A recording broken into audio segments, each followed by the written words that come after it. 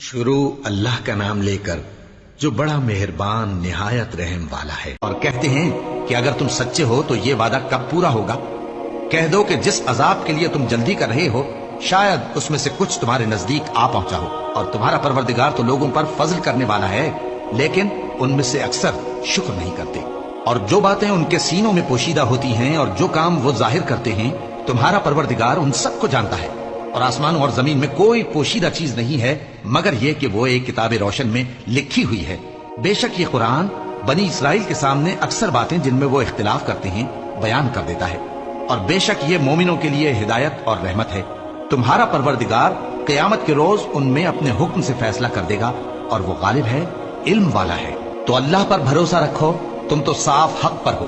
کچھ شک نہیں کہ تم مردوں کو بات نہیں سنا سکتے، اور نہ بہروں کو جبکہ وہ پیٹ پھیر لیں آواز سنا سکتے ہو، اور نہ اندھوں کو گمراہی سے نکال کر رستہ دکھا سکتے ہو۔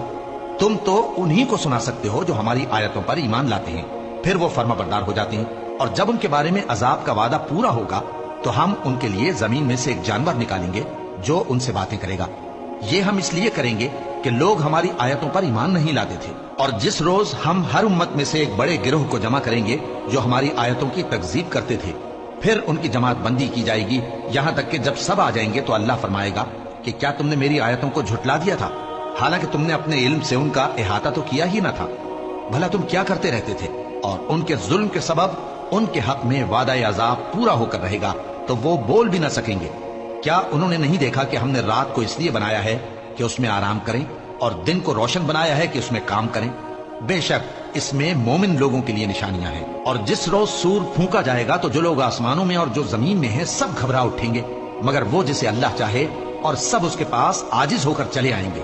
اور تم پہاڑوں کو دیکھتے ہو تو خیال کرتے ہو کہ مضبوط جمے ہوئے ہیں، مگر وہ اس روز اس طرح اڑتے پھریں گے جیسے بادل۔ یہ اللہ کی کاریگری ہے جس نے ہر چیز کو مضبوط بنایا، بے شک وہ تمہارے سب افعال سے باخبر ہے۔ جو شخص نیکی لے کر آئے گا تو اس کے لیے اس سے بہتر بدلہ تیار ہے، اور ایسے لوگ اس روز گھبراہٹ سے بے خوف ہوں گے، اور جو برائی لے کر آئے گا تو ایسے لوگ اوندھے منہ دوزخ میں ڈال دیے جائیں گے۔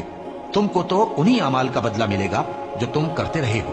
کہہ دو مجھ کو یہی ارشاد ہوا ہے کہ اس شہر مکہ کے مالک کی عبادت کروں جس نے اس کو محترم بنایا ہے، اور ہر چیز اسی کی ہے، اور مجھے یہ بھی حکم ہوا ہے کہ میں فرما بردار رہوں، اور یہ بھی کہ قرآن پڑھا کروں۔ اب جو شخص راہ راست اختیار کرتا ہے تو اپنے ہی فائدے کے لیے اختیار کرتا ہے، اور جو گمراہ رہتا ہے تو کہہ دو کہ میں تو صرف خبردار کرنے والا ہوں۔